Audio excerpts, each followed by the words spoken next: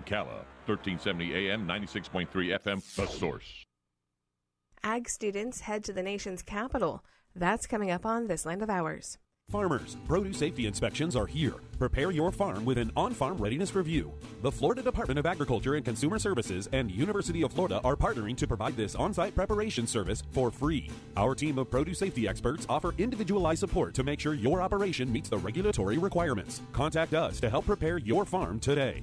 Request your free visit at www.fdacs.gov/OFRR. That's www.fdacs.gov/OFRR. Peanut producers, fine-tune your farming operation with information gain at the 23rd Annual Southern Peanut Growers Conference, set for July 21 through 23 at Edgewater Beach Resort in Panama City Beach, Florida. The 3-day event provides farmers with information about peanut production, legislative issues, marketing, and promotions. The conference is presented by the Southern Peanut Farmers Federation.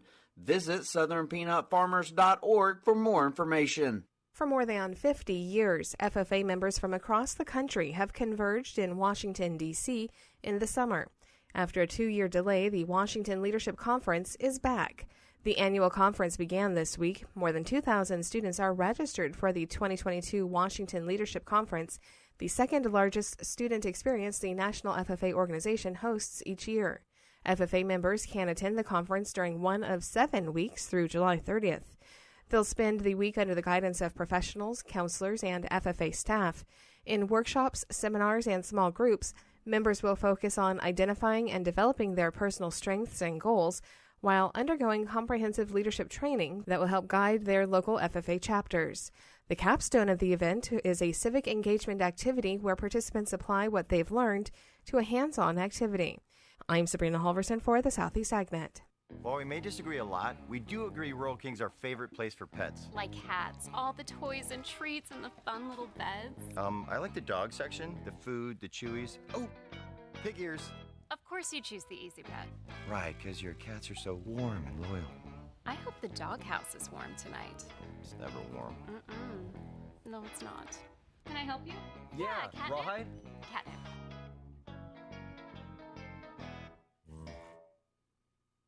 When it really counts, depend on The Source for the latest weather updates, keeping you ahead of the storm. 96.3 FM, 1370 AM, The Source. We'll have sunshine and some clouds today with a high of 86 to 90. Patchy clouds tonight with a low of 75 to 77. Then Friday we'll have sunshine and patchy clouds with a stray thunderstorm in the afternoon. High on Friday 85 to 88. From the Florida Weather Center, I'm Holly Holdren.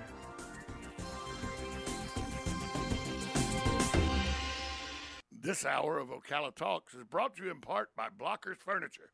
Go see all their specials at blockersfurniture.com.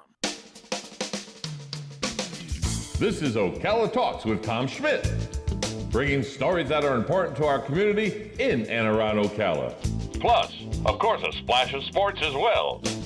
Now, here's your host, Tom. Welcome back to Ocala Talks. I'm your host, Tom Schmitz. This is WOCA Radio. It's Thursday. Tuesday was the county commission meeting, so that means on Thursday the county commission is represented here. Usually Kathy Bryant comes in. Sometimes Stacy calls me, but this morning it's Kathy Bryant, Commissioner Bryant. Good morning. Good morning, Tom. How are you today? Wonderful. I know that I give you stuff, but I know when you don't come in, it's because you have very important county business to do or something like that, that you don't arbitrarily not come in here. Correct. Right, If I'm not here, it's because there's a scheduling conflict that could not be avoided. I hear we're about to have more scheduling conflicts, though, because Naj is leaving, and then the whole calendar's going to implode. Well, Naj is gone. I know, gone. She's That's gone, right. and she has embarked on what I think is a really great opportunity for her. She didn't ask my permission. I know. She didn't ask for my permission either. She called me and asked for my forgiveness after the fact. And all kidding aside, as sad as we were to see her go, we realized that it was a good opportunity for her, and we wish her well. I really enjoyed my banter with Nadja over the last 10 years of doing radio with her and having to talk to her because she did control the calendar. And she could never get impressed upon me that I should call her and not call the commissioners, because I have all the commissioners' numbers. So I'm like, I'll just call them. Nadja goes, that's not how it works. It is for me, Nadja. No, it's not, Tom. She always gave me the rundown too on what I would miss when I wouldn't be here. So if you were ever out of line, she'd let you know. She made sure to let me know. She would let you know, so I could come correct you, or so she could call you and correct you herself. She has called me numerous times and corrected me. You know what I'm going to miss the most though, besides the person, because she's such a great person. Yeah. The Hershey Kisses in the candy bowl. Just telling you. She said that she would have stopped putting those Hershey Kisses in there a long time ago. But every time I show up, I grab about 12 of them and walk out. They're there just for you, Tom. No, but I acted like they were. We'll try to make sure we keep some of those for you. I may have problems if I don't have Hershey Kisses. Hey, let's talk about something that is on a very, very important note and a very serious note, and that's PTSD. It is something that, everybody thinks, oh, it's just a military thing. It is so not a military thing. A lot of people suffer from the very real problem of PTSD. Absolutely. And I can't thank our county employees enough because this was their initiative. They took the bull by the horns on this one. And so at our board meeting on Tuesday, we proclaimed the month of June as PTSD Awareness Month in Marion County. We're providing resources to those in need by highlighting available resources in the community via social media and other means all throughout the month of June. We also partnered with 3 local nonprofits to help raise awareness, and we have a T-shirt sale going on, the T-shirts for National Teal Out Day on June 27th, and those funds raised will go to the Marion County Fire Rescue Benevolence Fund, the Fire Rescue Support Fund, and the Emilio Rivera Foundation. Shirts are on sale now through the end of the month for $22 and can be purchased at MCFBF. Let me say that again. MCFBF.org. And we invite everyone to wear teal and join Marion County in a 2.2-mile walk/run at the McPherson Governmental Campus Wellness Trail on June 27th. We'll also have food trucks parked on campus, along with resources to help those who are suffering with PTSD. Our event sponsors include the Guest House Ocala, Gold's Gym Ocala, Combined Insurance Systems, the Vines Ocala, Apex Flooring, and Signature Title. And we urge everyone in Marion County to bring awareness to those suffering from PTSD and to encourage people to reach out to their fellow citizens to provide support and remove the stigma associated with this disorder. And, Tom, I don't think there's anybody who hasn't been touched in one way or another in knowing someone who suffers with PTSD, and I think it's really great.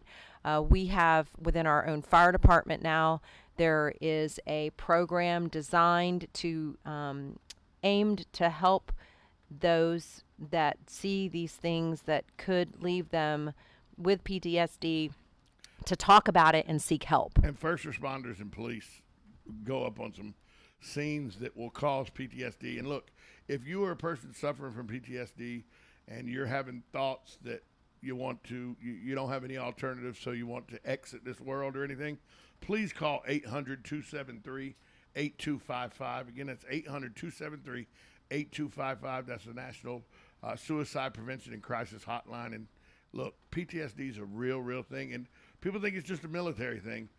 I'm taken back to Monday. We had an automobile accident where a motorcycle and a dump truck came together right in the center of Pine and 17th, right at that intersection, and they had to use 3 different things to cover the deceased person. I don't want to, as a first responder, I can't imagine as a first responder coming up on a scene like that. I just can't. Right. It's something I don't want to imagine, but I know it's a real thing, and PTSD is something, like you said, all of us either suffer or know somebody in our direct circle who suffers from PTSD. Yeah, and I think it's important to point out that it's not just military, it's not just first responders.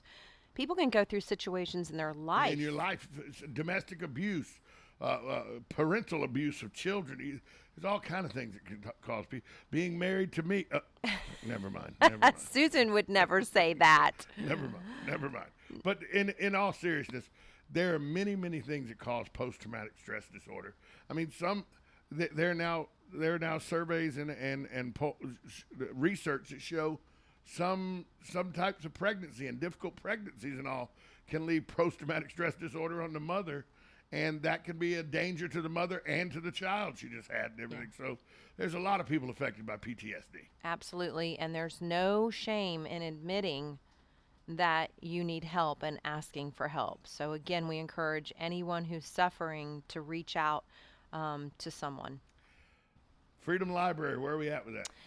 I am actually really excited to be able to talk about this. You know, last year the board approved that expansion and we approved funding for design, and that's been a project that has been talked about from the time the library was built, because when it was built with the funding that was available, they weren't able to build it to the capacity that was needed. So when I was elected, that was one of the first things that the Friends of the Freedom Public Library started talking to me about. And unfortunately, at that time, you know that we were in the Great Recession and we just did not have any extra funding to be able to do this. So I'm really happy to announce we are moving along with the Freedom Public Library expansion project. As I talked about in 2000, when the initial library was built, it was built with the plan of expanding with the growth of the county. So the expansion is set to be approximately a 20,000 square foot expansion. And at this time, construction is set to start in the next fiscal year. So sometime after October. Yep. So at our board meeting this past Tuesday, the commission reviewed the recommendation from the selection committee from the bid process for the most qualified architectural firm. Rispoli and Associates Architecture Incorporated was the firm chosen.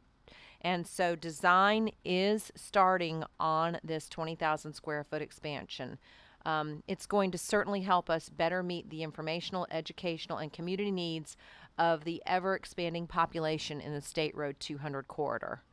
So that's going to be a good expansion out there, because that as people move out there, it's not, people say, well, it's a lot of retirees. No, everybody's moving. A lot of people are moving out in that direction, families and everything. And to have a bigger library out there so you don't have to come all the way into the main library makes all the sense in the world. So that's a good thing for everybody out there. Let's talk about veteran services. I know I'm part of the Marion County Historical Commission, and we're taking our show on the road. Next Monday, we'll be in Fort McCoy at the Fort McCoy Library at the community center there with that meeting. Well, Veteran Services is going on the road as well. Yes, they are. So Veteran Services is holding a free veterans briefing in Reddick. Speaking of that, the outreach is this Saturday. We are hosting a free veterans briefing at the Reddick Public Library starting at 10 a.m. Veterans and their spouses will have the opportunity to learn about different topics throughout this briefing, which will include disability compensation and then appeals and widow's pension. And that's always something that's very important, especially to those people who don't really know how to go about getting Yeah, because if you pass away, your widow is entitled to your pension. Correct. And military records, the death pension, dependency and indemnity compensation, health care assistance, GI Bill benefits. There are lots of great benefits out there. Home buying purchase assistance. There's in this day and age, that is certainly something that's very important to be well educated on if you're eligible for that type of assistance. And then home rehabilitation and mobility ramps. That's a big deal. The home rehabilitation and mobility ramps, making your home widen indoors in case you're wheelchair bound or something. Because some of these homes, especially out in Reddick and all, that were built in the 40s, the 50s, they don't adhere to needing a wheelchair to move around the house or something, and it can be debilitating. Correct. And I think the thing that we need to remember too is when we talk about a lot of these services, they're not just limited to senior veterans. These are all veterans. Right. And that gets lost in translation sometimes, I think.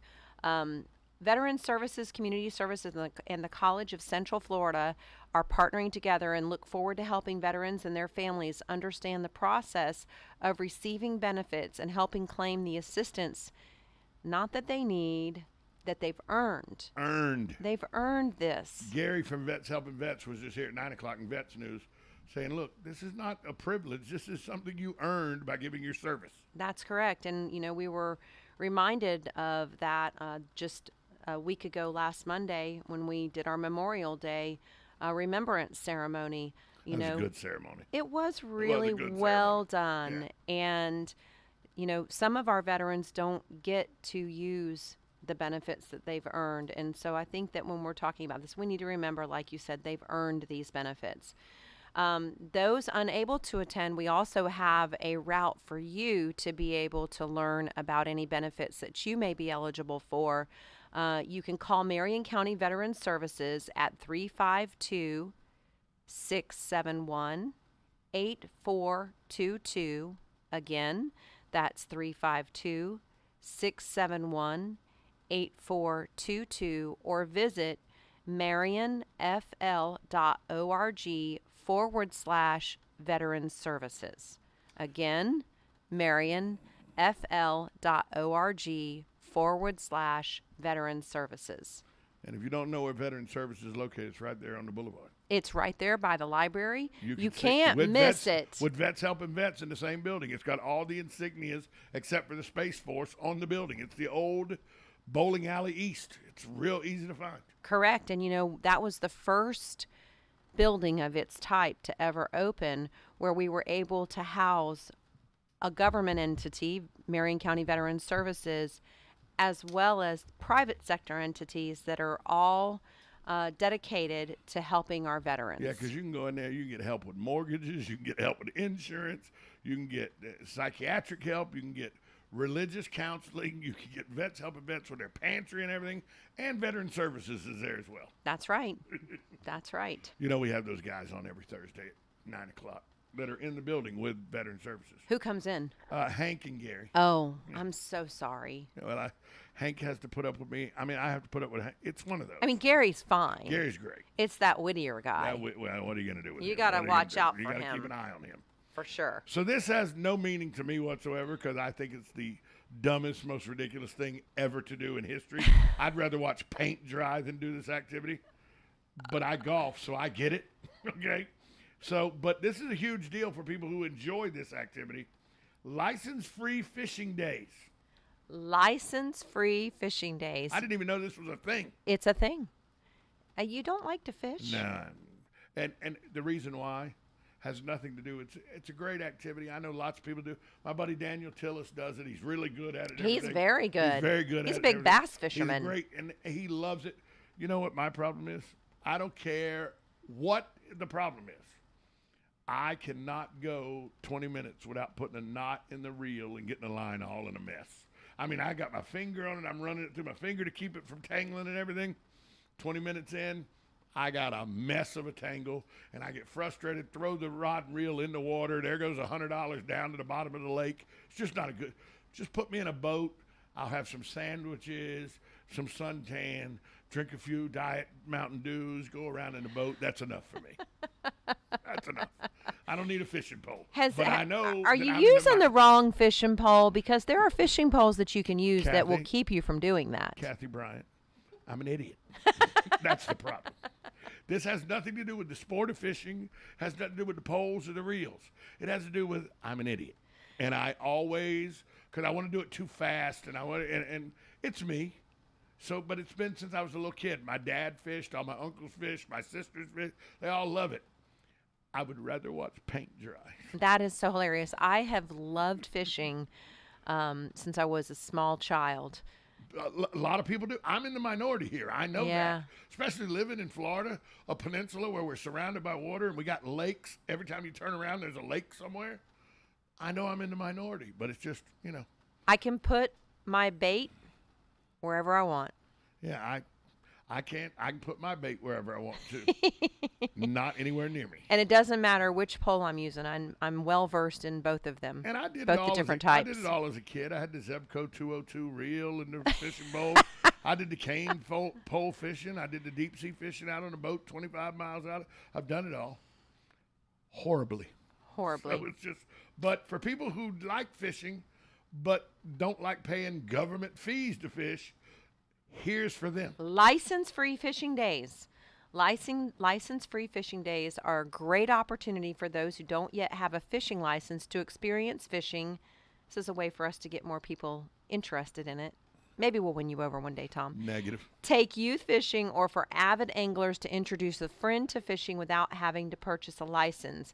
This is happening this Saturday and Sunday as part of a program with the Florida Fish and Wildlife Conservation Commission. This includes saltwater and freshwater fishing in Florida. On these days, the fishing license requirement is waived for all recreational anglers, including both residents and non-residents. Some great places to fish here in Marion County include Orange Lake and the Ocala River. All other rules such as seasons, bag, and size limits apply. Also, the saltwater waiver applies to any recreational harvest requiring a saltwater fishing license, meaning crabbing, lobstering, scalloping, but we're not even to scalloping season yet. Up in the north part of the Panhandle they are. Yeah. But not around where we here. are, but up in the bend there in scalloping season. Yeah. Because I didn't realize that crabbing, lobstering, scalloping, shrimp, and all that. Now I can do all that. I love to. Do you? I'll throw a shrimp net with the best of them. Yeah. Oh, I can throw a shrimp net with the best of them. Are you any good at it? I am pretty good because I grew up on on the Trout River in Jacksonville. And okay. So we could shrimp net pretty good. That's a pretty fun thing. Crab boxes. I went and got crab boxes all the time. Putting that net in your teeth and then holding it like this and. Yeah, I have to make sure that I don't have my dentures in when I do that though, because they'll go out with the fishing net. That's not good. That would not be good. It's not good. Too much money. Hopefully you could catch them though. Well, who knows? Who knows? So, but I didn't realize it applies to all, not just fishing, but shellfish, shrimp, lobster, all that. Yep, and as well as on all that, as well as fishing from shore or a boat. A snook or spiny lobster permit are also not required on these days. Spiny lobster is not required on these 2 days either. Yeah. Trip to the Keys, time to go. So it's a great opportunity to get out and enjoy some fishing this weekend, especially for you, Tom. No.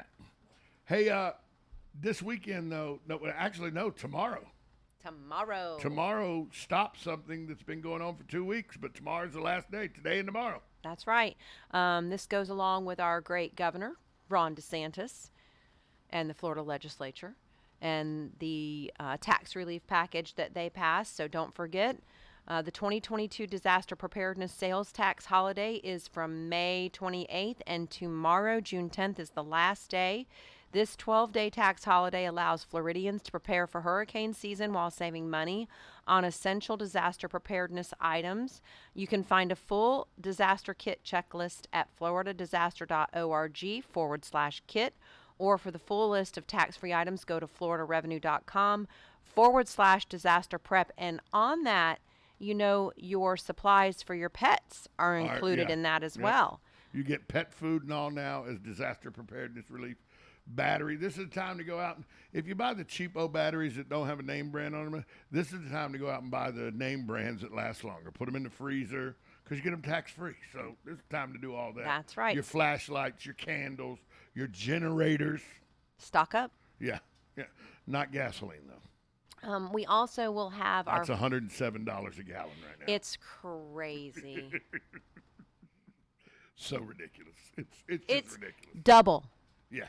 I'm paying double to fill my car up now than 2 years ago. A year and a half ago, I spent $50 to fill up my car, and now it costs $100 to fill up my car. Got a lot of planes going out of here this morning. They don't worry about people with that much They're money. not Don't worried worry about it gas. at all. They don't worry about gas. That was a pretty nice one that just went up. So this is a good thing here. There's a free class that will help people that come up on emergencies, basically. That's right. So emergency management, free class on Stop the Bleed and CPR. This free training is this Saturday, June, from 9 a.m. to 12 p.m. That would be June 11th at the Sheriff's Office Multipurpose Room, which is located at 3300 Northwest 10th Street, Ocala. This training is brought to you by Marion County Emergency Operations Center. To sign up, go to www.alertmarion.com and click the training link.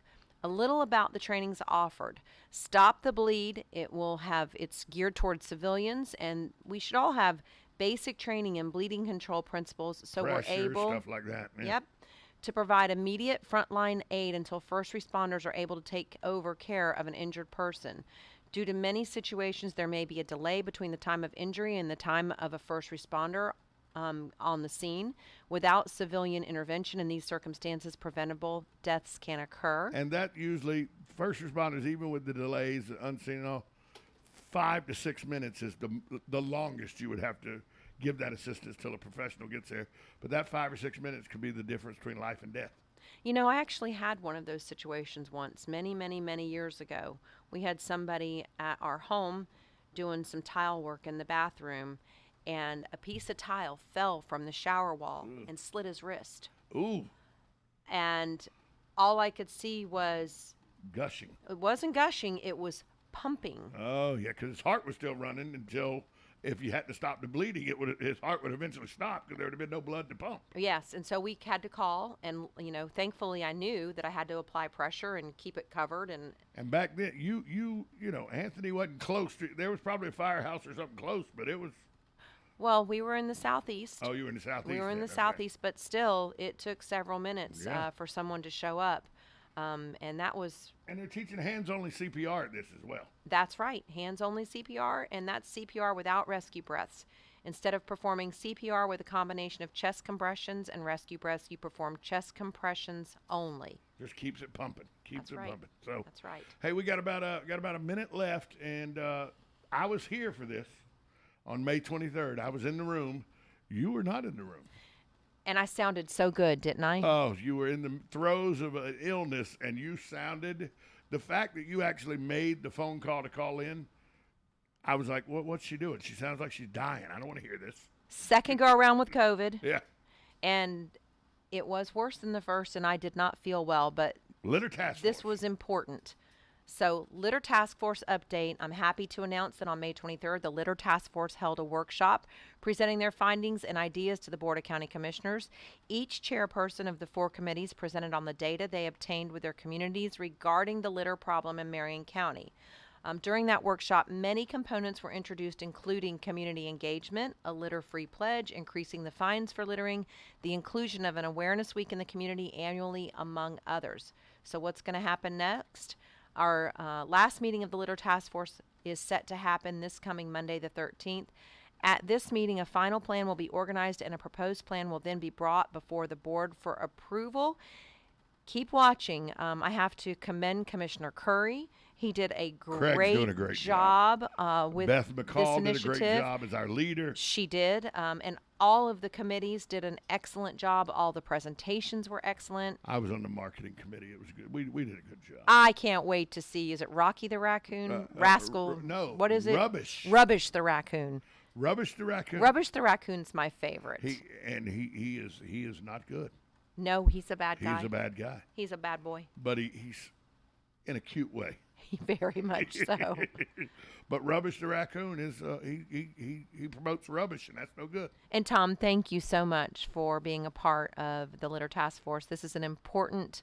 Well, I serve at the pleasure of Commissioner Stone and all the commissioners. So, Commissioner Stone asked me, and look, she's like E.F. Hutton. When she asks, people listen. There you go. Hey, real quick before we go, I know we're in the news break and all, but we hear enough news. We can come back to it. I know we're in the news break and all, but some people are concerned, and I want you to try to help their concerns. The projects that are going on 36 between 35th and 326. There's housing being built there. There's roads being put in and on the subdivision. There's a development supposedly coming in at the corner of 35th and 36. And people are going, we see all these developments, but we only see them fixing the railroad track on 35th. We don't see these roads getting wider. Infrastructure-wise, all that has been in the plans and everything. They help people with their fears that they're not going to end up in I-4 traffic on 35th and 36th. Well, I can promise you're not going to end up in I-4 traffic on 35th and 36th. People are concerned these housing developments are going to make traffic just so bad that you're not going to be able to use those roadways. that's not going to happen. You've already got the project that's been done The flyover over the railroad track to keep that traffic moving along. And I don't know if everyone's aware of this, but in our long-range transportation plan, 35th will eventually be 4-laned all the way out to Silver Springs, all the way to 441. Well, 441 because it's already 4-lane from 441 Right. over to the Commerce Park. And that's been in the plans for a long time. That's going to be another part of a helpful beltway to be able to move around the community, because eventually that's all going to connect into the new interchange that will be in between 27 and 326 and connect into 49th, which is going to be another beltway around Marion County. So just because you don't see things happening immediately does not mean that there have not been and that there are not long-range transportation plans in the works to be able to address the needs that the new developments will be, putting upon the roadways. Because I get that all the time. The two questions I get all the time, one's a school board question, one's a county commission. People are worried about that roadway issue at 36th and 35th. And then the school board issue is people are worried that they have overcrowded schools out southwest and there's going to be another 5,000 homes built out there. What are our schools going to do? And I addressed that with Allison Campbell when she was here recently. And now I told my listeners I would ask you about the roadway. And you've told them it's in the plans. Just because you don't see the construction working yet doesn't mean it's not coming. I want to pull this up real quick if I can, and Yeah. just so your listeners can hear, there is a place that they can go and they can see everything that's in the plans. And I think it's really important She has for such fantastic toys. people to understand all this. Oh, goodness gracious. I like when I do things off the cuff and you're not ready. I like that. I like when it know does. you like it, but I usually can pull that up there. If you go to the County website. marionfl.org. Where is it? It's there Office somewhere. of the County Engineer. There it is. I like to be able to. Here we go. 5-year plans. So you can go to the Office So of County go to Engineer. the marionfl.org, click on Government, click on Office of the County Engineer, and you can look at the Transportation Improvement Program and what's in that now that's a 5-year one. There's also a long-range plan, and you can contact somebody at the Office of the County Engineer, and they can point you in the direction of that so that you can take a look at what we have planned for the next 30 years. So, as you know, roads don't happen overnight. No. Takes a long time of planning and then also trying to figure out the funding. And we get funding from several different places.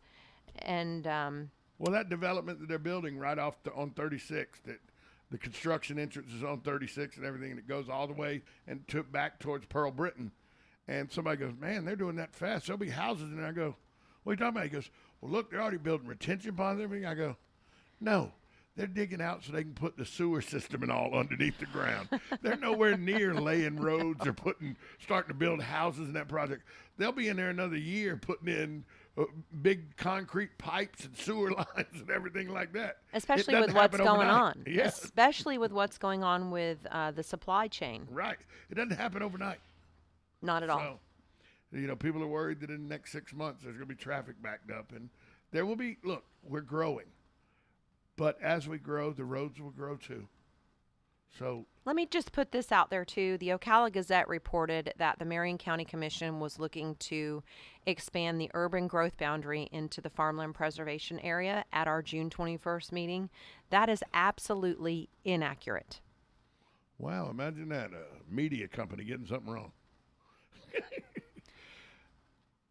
Go ahead. That's it. Okay. We All right. do have a workshop on the urban growth boundary coming up next week, and we invite the public to attend, but in no way, shape, or form will we be talking about expanding the urban growth boundary into the farmland preservation area. Just remember, this weekend at the Reddick Public Library, Veteran Services will be there helping you with a question and answer time for Veteran Services. And I encourage you to come out to the Fort McCoy Community Center on Monday night at 6 o'clock for the Historical Commission meeting if you want to see the riveting work we do. Commissioner Bryant, thanks so much for being here. Thanks for having me, Tom. We're going to take a break. We'll be back and catch up with time or whatever. I don't know. I'll do something that'll aggravate intern Natalie where she'll try to, argue with me or something. We'll do something fun. Coming up next on Ocala Talks, 1370 AM, 96.3 FM, WOCA, The Source. Hey, do you know there's an Italian bakery in Ocala? Well, there is. It's the Magnolia Italian Bakery, where you can get the best Italian specialties. We have Italian and New York cheesecakes, fresh-made cannolis, cream puffs, eclairs, and even custom and gourmet cakes. We even serve hot and cold lunch daily. I suggest you try the Italian special number 3. We even cater big and small events. So call ahead, 352-207-2667. Visit the Magnolia Italian Bakery. Manja. God bless. Are you or your loved one being released from a hospital and wondering how you'll manage? Inform your physician that you want to go to Palm Garden of Ocala at 2700 Southwest 34th Street for your rehabilitation. Palm Garden provides pain management, post-discharge follow-up, diabetic care, psychosocial support, and so much more. Plus, they even offer outpatient rehab. This award-winning care